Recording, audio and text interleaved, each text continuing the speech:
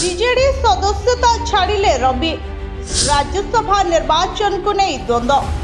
ସୁବାସିନୀଙ୍କ ମତ ବଢ଼ାଇଲା ସସ୍ପେନ୍ସ।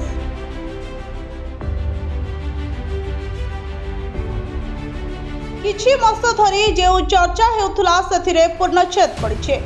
ପୂର୍ବତନ ସାଂସଦ ରବୀନ୍ଦ୍ର ଜେନା ବିଜୁ ଜନତା ଦଳ ଛାଡ଼ିଛନ୍ତି। ବିଜେଡି ଛାଡ଼ିବା ସହିତ ସେ ପ୍ରାଥମିକ ସଦସ୍ୟ ପଦରୁ ଇସ୍ତଫା ଦେଇଛନ୍ତି।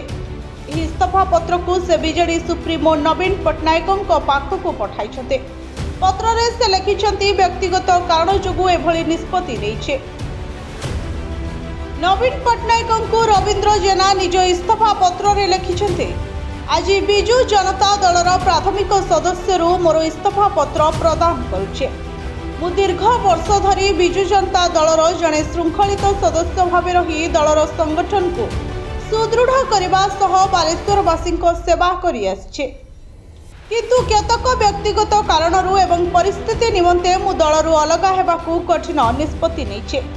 ଦଳ ସହିତ ମୋର ଦୀର୍ଘ ଦିନର ସମ୍ପର୍କ ମୋ ପାଇଁ ଏକ ସ୍ମରଣୀୟ ଯାତ୍ରା ହୋଇ ରହିବ।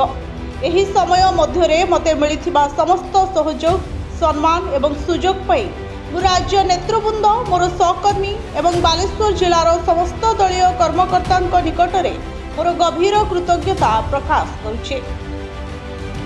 ତେବେ ରାଜ୍ୟସଭା ନିର୍ବାଚନ ପୂର୍ବରୁ ଉତ୍ତର ଓଡ଼ିଶାର ଜଣେ ଜଣାଶୁଣା ନେତା ବିଜେଡି ଛାଡ଼ିବା ନେଇ ରାଜନୀତିଜ୍ଞମାନେ ନାନା କଳ୍ପନା ଜଳ୍ପନା କରୁଛନ୍ତି। ବାଲେଶ୍ୱରରେ ଦିନକୁ ଦିନ ବିଜେଡିର ଗୋଡ଼ ଭାଙ୍ଗିବାରେ ଲାଗୁଛି। ରବୀନ୍ଦ୍ର ଜେନା ଯଦିଓ ପରବର୍ତ୍ତୀ ପଦକ୍ଷେପ କ'ଣ ନେବେ ସେ କଥା କହିନାହାନ୍ତି, ତଥାପି ବିଜେପିରେ ଯୋଗ ଦେଇପାରନ୍ତି ବୋଲି ମଧ୍ୟ ଚର୍ଚ୍ଚା ହେଉଛି। ସୂଚନାଯୋଗ୍ୟ ଯେ ରବୀନ୍ଦ୍ର ଜେନା 16 ଲୋକସଭା ନିର୍ବାଚନ 2014କୁ ବାଲେଶ୍ୱରରୁ ନିର୍ବାଚିତ ହୋଇଥିଲେ।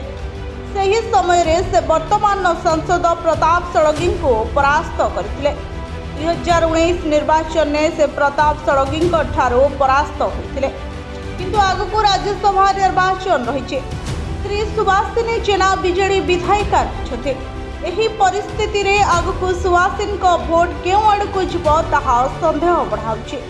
Bureau report, Odisha first.